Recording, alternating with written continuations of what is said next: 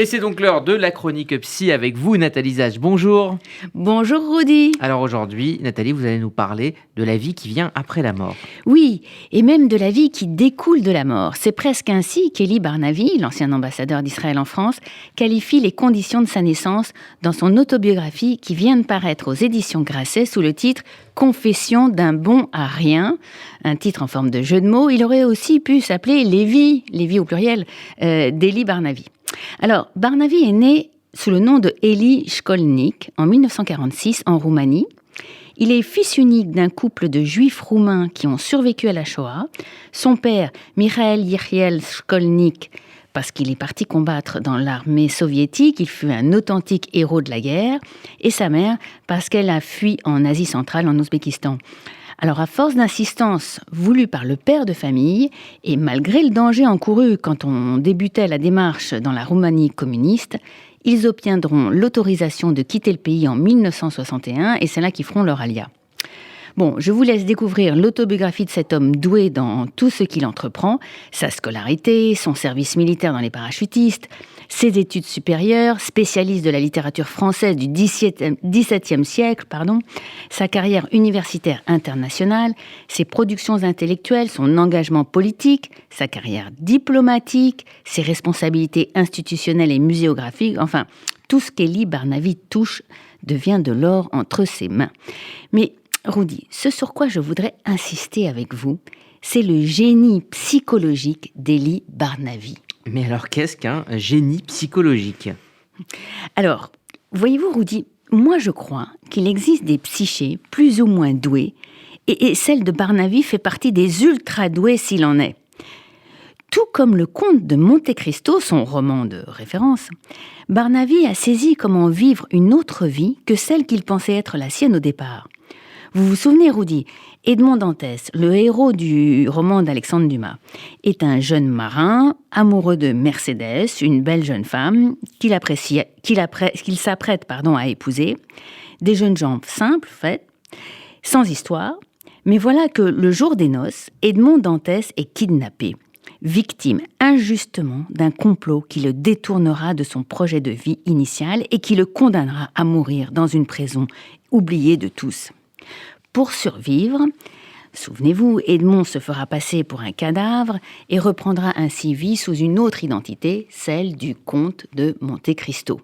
Un homme de pouvoir, d'argent, d'influence, qui va consacrer sa vie à la vengeance, à la réparation, au rétablissement de la justice dans la société des hommes.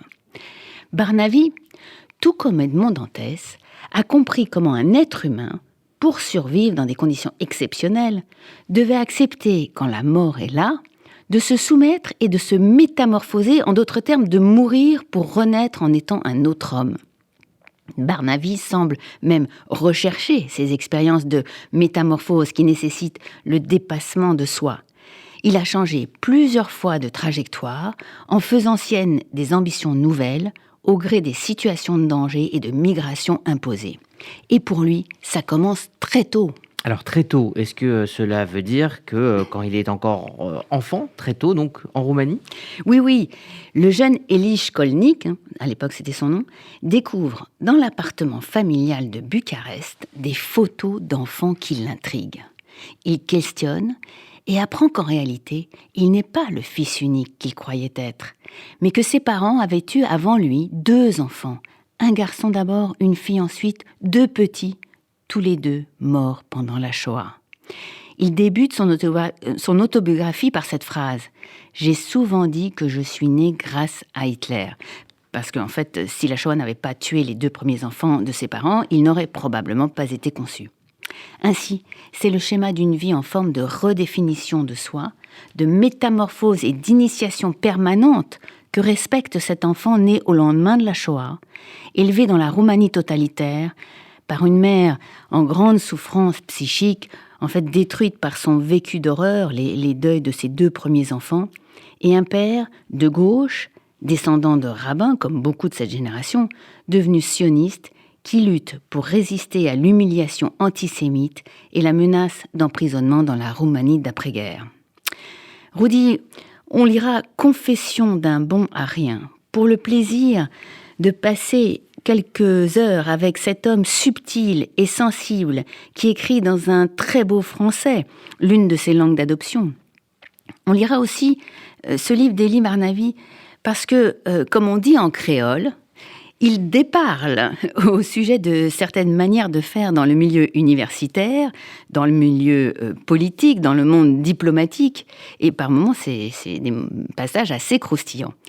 Enfin, on lira Confession d'un bon à rien, surtout parce que cette autobiographie est une histoire juive qui finit bien, celle de survivants qui refondent en Israël une vie juive en bannissant définitivement l'humiliation, l'impuissance et la mort, 3 fléaux majeurs subis par les Juifs pendant la Shoah.